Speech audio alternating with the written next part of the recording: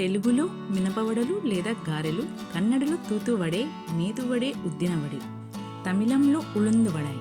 ఇలా పేరు ఏదైనప్పటికీ శ్రావణ మాసం, వరలక్ష్మి వ్రతం, వినాయక చవితి, దసరా వంటి పండుగల్లో ముఖ్యంగా శ్రావణ మాసం వచ్చిందంటే పూజలు, వ్రతాలు, నైవేద్యాలు గుర్తొస్తాయి. అలాంటి ప్రతి పండుగకు కరకరలాడే మినపవడలు ఉంటే ఆ రుచే వేరు కదా. ఈ మినపవడలను ఇంట్లోనే చాలా ఈజీగా ఎలా తయారు చేయాలో మన హిమాస్ హోమ్ కుకింగ్ ఛానల్లో చూసేద్దాం. హాయ్ హలో, ఎలా ఉన్నారండి అందరూ? నా పేరు హిమబిందు. నేను ముందుగా ఒక గిన్నెలో ఒక గ్లాస్ మినపప్పు తీసుకున్నాను. నా గ్లాస్ మెజర్మెంట్ వచ్చేసి 350 ml అండి. ఈ మినపప్పును నేను రాత్రంతా నీళ్ళలో నానబెట్టుకున్నాను. మీకు టైం తక్కువ ఉంటే 4 to 5 అవర్స్ నానబెట్టినా సరిపోతుంది. ఇలా నీటిని పోసుకొని శుభ్రంగా కడిగి రాత్రంతా నాననివ్వాలి. ఎంత ఎక్కువసేపు నానితే వడలు అంత స్మూత్గా వస్తాయండి. ఇప్పుడు ఇలా నానబెట్టిన మినపప్పును నీళ్లు పూర్తిగా వడకట్టి పక్కన పెట్టుకోవాలి. తర్వాత ఒక చిన్న మిక్సీ జార్లో పచ్చిమిర్చి, జీలకర్ర, అల్లం వేసి ఒకసారి గ్రైండ్ చేసుకోవాలి. కావాలంటే మీరు ఇందులో కరివేపాకు, కొత్తిమీర కూడా యాడ్ చేసుకోవచ్చు. పండుగల స్పెషల్గా చూపిస్తున్నాను కాబట్టి నేను ఇందులో ఉల్లిపాయలు కానీ వెల్లుల్లిని కానీ యాడ్ చేయట్లేదు. నార్మల్గా అయితే యాడ్ చేసుకోవచ్చు. తర్వాత అదే జార్లో నానబెట్టుకున్న మినపప్పు, ఉప్పును వేసి మెత్తగా రుబ్బుకోవాలి.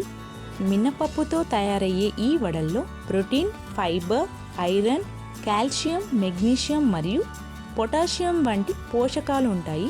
అందుకే రుచితో పాటు కొంత పోషక విలువలు కూడా లభిస్తూ ఉంటాయి ఈ మేదు వడల్లో. ఈ వడలను కేవలం పండగ రోజులే కాదండోయ్, సండే రోజు కొంచెం స్పెషల్గా హోటల్ స్టైల్ టిఫిన్ తినాలి అనిపించిన ఈ మినపవడలు బెస్ట్ ఆప్షన్ అండి.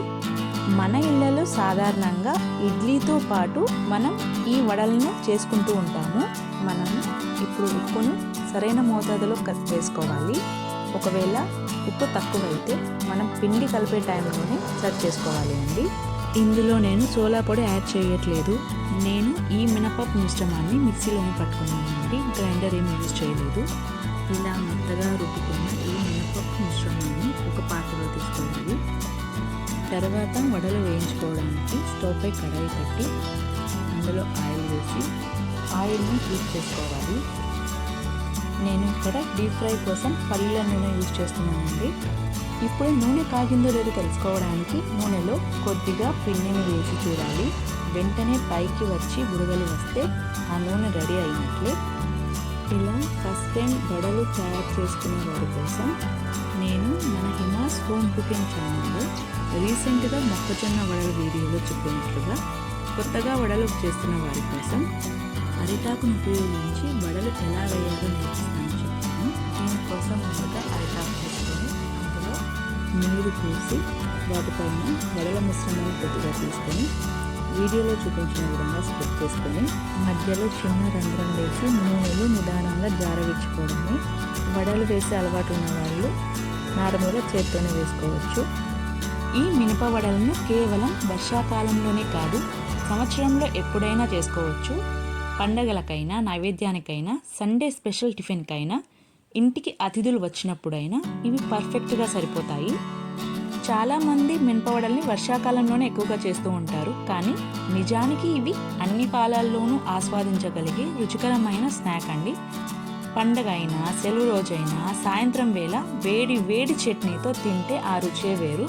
ఇలా వడలు అన్నిటిని ఒక్కొక్కటి వేసుకోవాలి, కానీ ఎక్కువ వడలను ఒకేసారి వేయకూడదండి.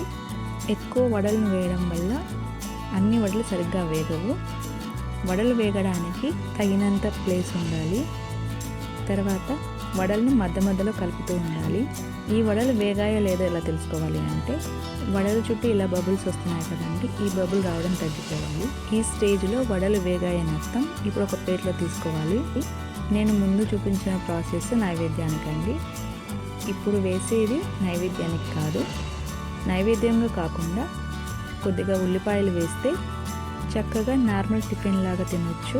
దీనికోసం ఉల్లిపాయ ముక్కల్ని చిన్నగా తరిగి మనం వడల మిశ్రమంలో వేసుకొని కలుపుకోవాలి. ఇప్పుడు కావాలంటే మనం ఉప్పు సరి చూసుకోవచ్చు అండి.